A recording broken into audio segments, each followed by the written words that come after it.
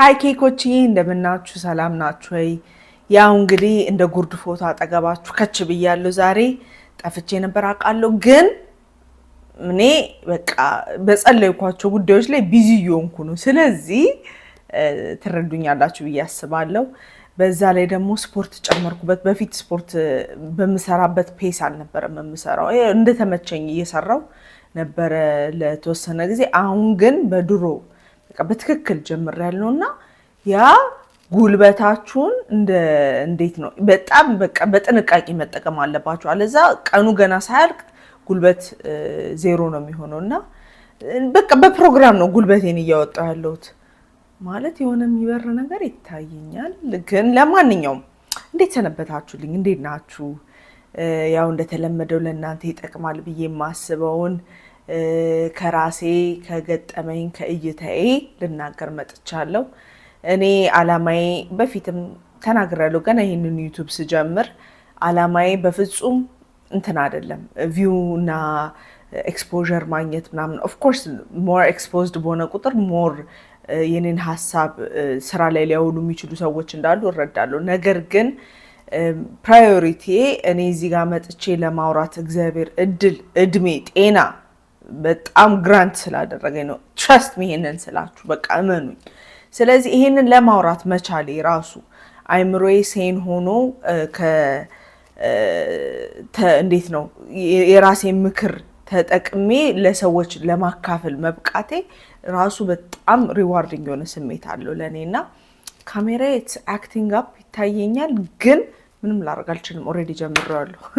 ለማንኛውም ዛሬ ስላሰብኩት ጉዳይ ስጀምርላችሁ በእድሜ በ20ዎች ውስጥ ባሉት እድሜዎች ውስጥ ወደኋላ ተመልሰሽ ምን ታስተካክያለሽ፣ እድሉ ቢሰጥሽ ምን ታስተካኪ ነበረ ለሚለው ነገር ልመልስ ነው ማለት ላወራ ነው በዛ ዙሪያ። ይሄ ማለት ግን ያሳለፍኩት ነገር 100% ሪግሬት አደርጋለሁ ማለት አይደለም። ጥፋት ነበረ፣ ስህተቶች ነበሩ፣ ለኔ የሚጠቅሙኝም የማይጠቅሙኝም ቦታዎች ላይ ተገኝቻለሁ፣ ሁኔታዎች ነበሩ። ነገር ግን አይ ትሩሊ ቢሊቭ እነዛ ነገሮች ዛሬ ላለኝ ፐርሰናሊቲ ብሪክ ባይ ብሪክ እየገነቡኝ ነበር እና ምንም እውነት ለመናገር ቅሬታ የለኝም። እግዚአብሔር አውቆበታል እኔን እንዴት አድርጎ ሰርቶ ለዛሬ እንዴት እንደሚያዘጋጀኝ እና ሰው ስለሆንኩ ግን እንዴት ነው ማስተካከል ቢቻል የሚሉትን ነገሮች ደፍነትሊ አየሉም ማስተካከል የለም ልል አልችልም። ስለዚህ ያን ነገር ነው ልነግራችሁ የመጣሁት። በተለይ 20ዎች ውስጥ ያላችሁ ሰዎች፣ 20ዎቹ ሲባል ያው ጠቅለል ስለምናደርገው ነው እንጂ በቃ ከ18 ከ19 ከ20 ጀምሮ እስከ 30 35 ድረስ ይጠቅማል ብዬ አምናለሁ አሁን የማወራው ነገር እና እነዚህ ነገሮች አፕላይ በማድረግ ልትጠቀሙ የምትችሉት ምንድነው? ሰው ብልጥ በሰው ይማራል፣ ሞኝ በራሱ ይማራል ነው እና እኔ እንደዚህ አሳልፍ ያለው እንዲህ ይጠቅማል እንዲህ ምናምን የሚባሉትን ነገሮች ሳወራ ብልጥ ከሆናችሁ ኖት ትይዙና ፕራክቲካል ታደርጉታላችሁ። ኦር እንዳስፈላጊነቱ እየመጠናችሁ ወደ ህይወታችሁ አፕላይ ታደርጉታላችሁ። ለማንኛውም ወደ ጉዳያችን ስንገባ ቁጥር 1 ወደኋላ ብመለስ የማስተካክለው ነገር ከወንዶች ጋር ያለኝን ኢንተራክሽን ቤዙን እቀይረው ነበር። ይሄ ማለት ምን ማለት ነው መሰላችሁ? በጣም ሴቶች ስንባል ተፈጥሮ ማለት ላይፍ ብዙ ጉዳት ሲያደርስብን ምናምን የምንሆነው አውሬ ነገር አይደለም። የማወራው ራሱ በተፈጥሮ ነርቸሪንግ ነን። እግዚአብሔር ብዙ የልጅን መውለድ ጉዳይ ሁላ ከኛ ጋር ያያዙ በዚህ ላይ ይመስለኛል። ምክንያቱም ተፈጥሯችን በቃ ነርቸሪንግ ነን። ኬሪንግ የሆነ ሳይዳችንን የምናሳየው ከባድ ፍቅር ውስጥ ስንሆን የምር ትሩሊ ለዛ ሰው ኬር ስናደርግ ምናምን ነው እና ይሄ ነርቸሪንግ ኔቸር ብዙ ጊዜ ፍቅርን ለማሳየት የምንገልጽበት አንድ መንገድ ነው። ብዙ ጊዜ ደግሞ ለስህተት የሚዳርገን ይሄ ነው። ለአድቫንቴጅ ይወሰድብናል። ይሄንን አይነት ኬሪንግ የሆነ ፐርሰናሊቲያችንን ፊት ለፊት ስናሰልፈው ከሌሎች ነገሮቻችን ቀድመው ፊት ለፊት ስናሰልፈው አድቫንቴጅ ለመወሰድ ቀላል ነው እና ይሄንን ስል ምን ማለት ነው? ለወንዶች ዩዝፉል ሆኜ ባልቀርብ ኖሮ ደስ ይለኝ ነበር። ወደኋላ ስመለስ ላስተካክል የምችለው ለማንም ወንድ ምን ያህል ዩዝፉል እንደሆንኩ ጭንቅላቴን ለማሳየት የስራ ላይ ገንዘብ ላይ ያለኝን አቅም ለማሳየት በቃ የቤተሰቤን ፐርሰናሊቲ እንደዚህ ነው የሚሉን ለማሳየት ምንም ደፋ ቀና አልልም ነበር። ዩዝፉል ስትሆኑ ፊት ለፊት ያቀረባችሁት ነገር ላይ ብቻ ቤዝድ ሆኖ ወንድን ለመያዝ ጥረት ነው which is ወንዶች ይቆያሉ በዛ ሲቹዌሽን ላይ ማለት ጊዜውን ዲፔንድ ያደርጋል። ረጅም ጊዜ ሊቆዩ ይችላሉ፣ አጭር ጊዜ ግን ይቆያሉ which is ስህተት ነው። አንድ ወንድ ለወንድም ብትሆን ይሄንን እየሰማ ከሆነ የሆነች ልጅ ጭንቅላት ውስጥ ይሄንን ሳወራ እያሰብክ ያችን ልጅ ግን ወዳታለሁ እስቲ የምትሏት ሴት ካለች ስፔሻሊ ከትዳር በፊት እንደዚህ የምታስቡት ነገር አለ የምር ግን ወዳታለሁ ምናምን ነገርና እርግጠኛ ለመሆን ለሁሉ ሰው ይጠቅማል ብዬ አፕላይ ቢደረግ የምር ይሰራል ብዬ የማምነው ነገር ነው ማወራው። ሴት ልጅ ለአንድ ወንድ ዩዝፉል ሆና መቅረብ የለባትም። ዩዝፉል ማለት ይሄ መዝረክረክ መንዘላዘልን ፕሮሞት እያደረኩ አይደለም በፍጹም። ግን ሴት ራሷን በሆነ መንገድ ዩዝፉል እንደሆነች አርጋ ስታቀርብ ያ ወንድ ያንን ዩዝፉል ነገር ሊሆን ይችላል የሚወደው። ለምሳሌ ሞር ያስረዳል የሚያወራውን ይመስለኛል። እና አንዲት ሴት ገንዘብ ካላት ገንዘቧን ፍሎንት ታደርጋለች። በቃ በዛ ገንዘብ ሴኩሪቲ ፋይናንሻል ሴኩሪቲ እንደሚሰማው ልታሳየው ትሞክራለች።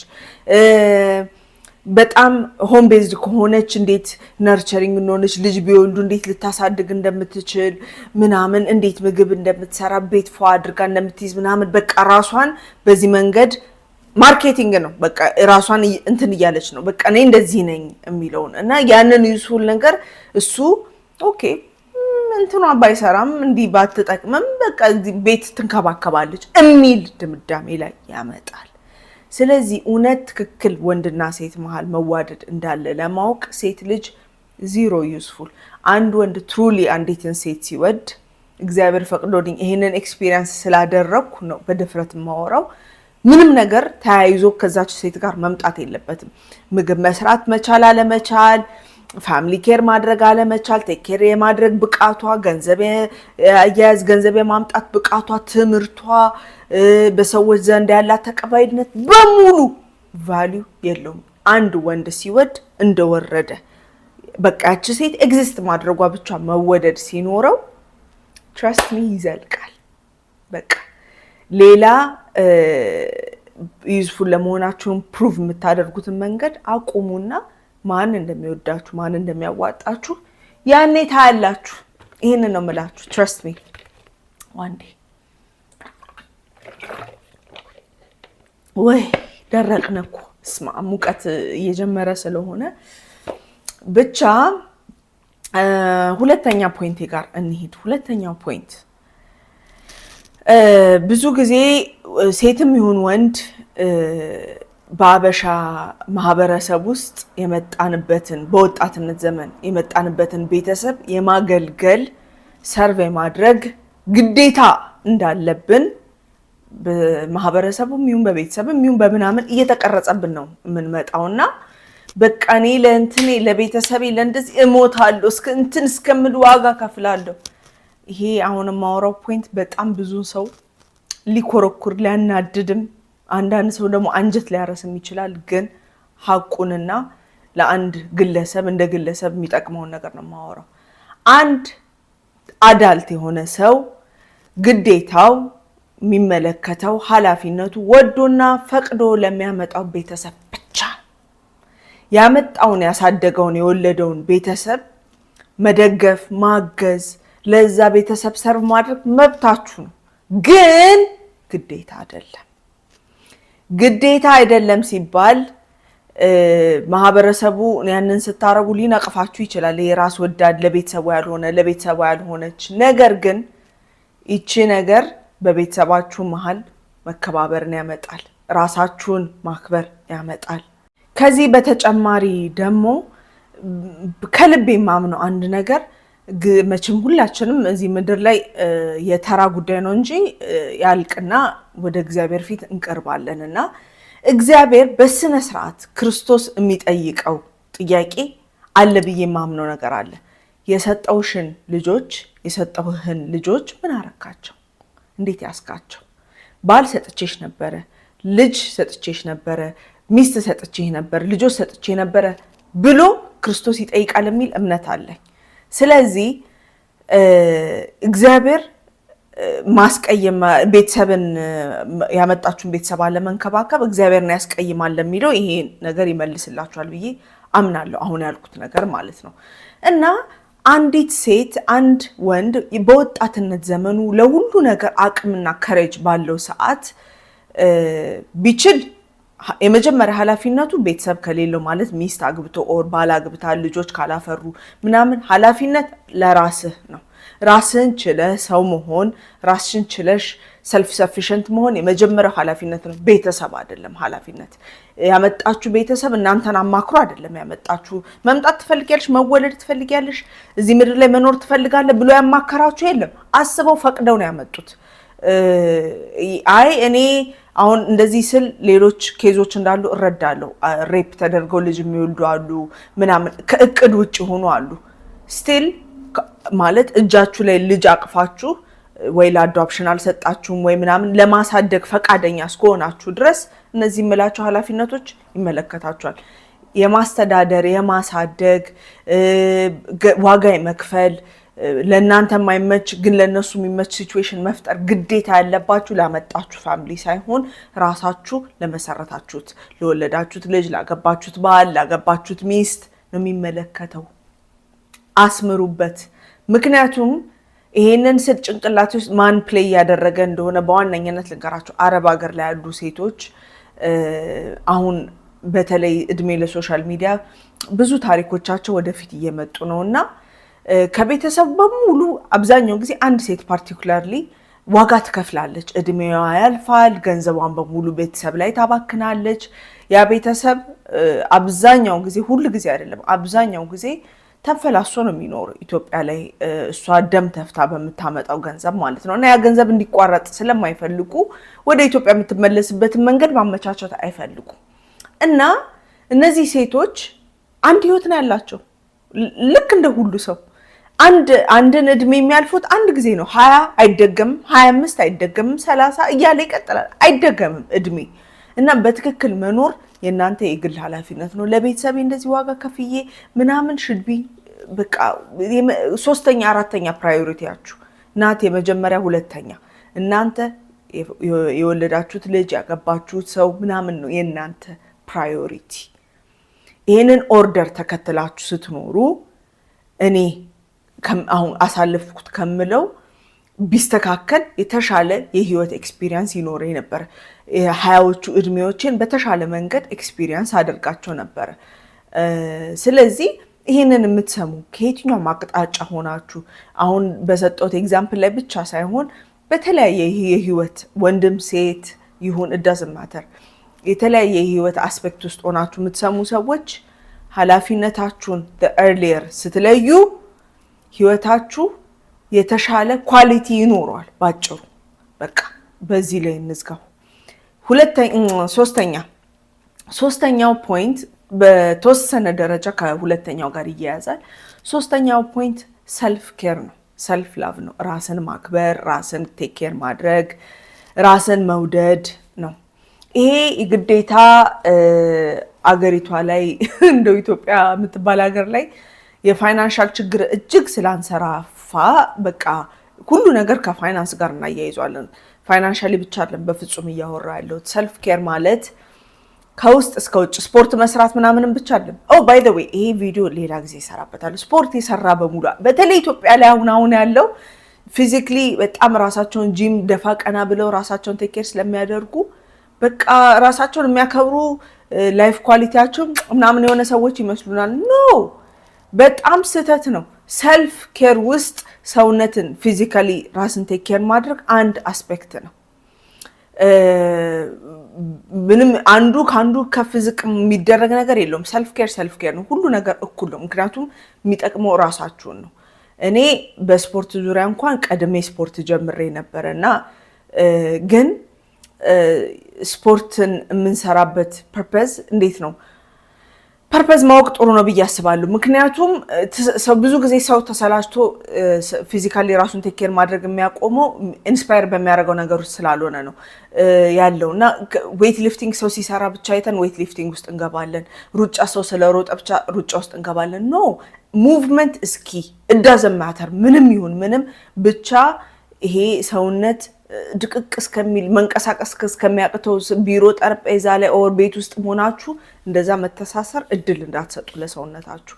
ፊዚካሊ ራሳችሁን ቴክ ኬር አድርጉ። ለእናንተ የሚመቻችሁን አይነት የሙቭመንት ፎርም ሩጫ ይሁን ጂም ይሁን whatever ጀምሩት፣ ዛሬውኑ ጀምሩት። ይሄ ፊዚካል አስፔክቱ ነው። ከዛ ደግሞ ሜንታል ሄልዝ ሲባል ሰው ሁሉ ቀጥታ ሳይኮሎጂስት ጋር ሄዶ ማውራት ምናምን ብቻ ያደርጋል። ጥሩ ነው ማውራት ከፈለጋችሁ if you believe that fixes your problems ችግር የለም። ግን ያ ብቻ አይደለም። ሜንታል ሄልዝ በብዙ መንገድ ሜንቴን መደረግ ይችላል። በመጀመሪያ ደረጃ when life gets too much በቃ overwhelming ሲሆን ከአቅም በላይ ሲሆን ይግዴታ ከሁሉ ነገር ጋር መታገል የለባችሁ። መብታችሁ ነው። የእናንተን ህይወት ቁጭ ብሎ ማርክ የሚይዝ የለም።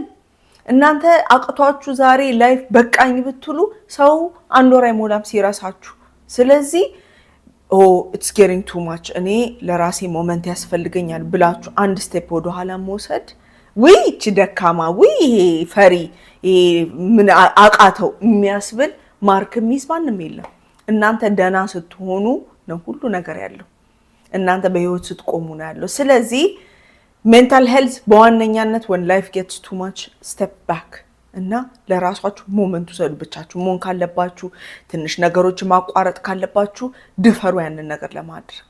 ይቀጥላል። ሌላው ፊዚካል አፒራንስ ማለት ይሄ የውጭ ቆዳን ምናምን ውጫዊ ነገሮችን ከልብስ ከምናምን ማለት አፒራንስን ሜንቴን ማድረግ ከፊዚካል ኤክሰርሳይዝ እና ከምናምን ቀጥሎ ማለት ነው። ለምንድን ነው ይሄንን ያነሳሁት? ብዙ ሰዎች ለምሳሌ in their 20s ቆዳቸውን በቸልተኝነት በመጠጥ or በሰልፍ ይሄ ስኪን ኬር ሜንቴን ባለማድረግ ምናምን የተበላሸ ቆዳ ይይዙና ኤግዛምፕል ለምሰጣችሁ የግዴታውን ቆዳ ብቻ ብላችሁ አታስቡ። everything እኔ I believe ጄኔቲክስ በጣም ዶሚኔት ያደርጋል ሰውነታችን ላይ፣ ግን ሁሉ ነገር በተወሰነ ደረጃ መቀየር ይችላል እና ጊዜ ወስደው ስላልቀየሩት በጣም አንሃፒ ናቸው። በአፒራንሳቸው አንሃፒ ናቸው። አንሃፒ የሆኑ ሰዎች ብዙ ጊዜ ለሌላ ሰው እንቅፋት ይሆናሉ። ሰውን የሚያሙት፣ ሰውን ለመጉዳት ከመንገዳቸው የሚወጡ ሰዎች አንሃፒ የሆኑ ሰዎች ናቸው። አሁን ኤግዛምፕል ኢኩቫለንት እናደርገው ፊታቸው በምናም በአፒራንሳቸው ደስተኛ ያልሆኑ ሰዎች የሌላን ሰው እንዴት እንደሚወድቅና ያ ሰው በሰው አይን ደስ ሲል የማይባልበትን አጋጣሚ ለመፍጠር ይሞክራሉ። ብቻ አንሃፒ ላለመሆን በራሳችሁ አፒራንስ ደስተኛ እንድትሆኑ አክቲቭ የሆነ ጥረት አድርጉ። ይሄ ሁሉ ሰልፍ ኬር ጋር ነው እያያያዝኩት ያለሁት። ገብቷችኋል? ከሁለተኛው ፖይንት ጋር እያያዛል ያልኩት ለዚህ ነው። ፕራዮሪቲ እናንተ ጭንቅላታችሁ ሰውነታችሁ ጤነኛ ስትሆኑ ነው ለሌላ ሰው የምትተርፉት። ማን ነው ሁለተኛ የሚመጣው? እናንተ የወለዳችሁት፣ ያሳደጋችሁት፣ ፈቅዳችሁ ያመጣችሁት፣ ያረገዛችሁት፣ ያገባችሁት ሰው ነው የእናንተ ኃላፊነት። ሶስተኛ በፈቃዳችሁ ላይ ተመስርቶ መርዳት፣ ፍላጎት ማገዝ፣ ዋጋ መክፈልም ከሆነ ፈቃደኛነት ካላችሁ ደን ላመጣችሁ ፋሚሊ ታረጋላችሁ እንጂ እንዲህ ሲገላበጥ ጥፋት ነው። አሁን ያልኳችሁን ሪትም መጠበቅ አለበት። this way life በጣም ፒስፉል ነው። ፒስፉል ሲሆን ራሳችሁ እናንተ ፒስፉል ሰዎች ትሆናላችሁ፣ ደስተኞች ትሆናላችሁ። የላይፍ ኳሊቲያችሁ ይጨምራል። that way ሰውን አትነዘንዙም፣ ሰውን አትጎዱም። ተረዳችሁኝ ወይ? ከዚህ በላይ አለፈልፍም። በጣም ወዳችኋለሁ፣ አከብራችኋለሁ። ይሄ ቪዲዮ ይጠቅማል ብላችሁ ለምታስቡት ሰው ሼር አድርጉልኝ። ሐሳብ አስተያየት ሁሌ ፕላትፎርሙ ክፍት ነው። till next time bye.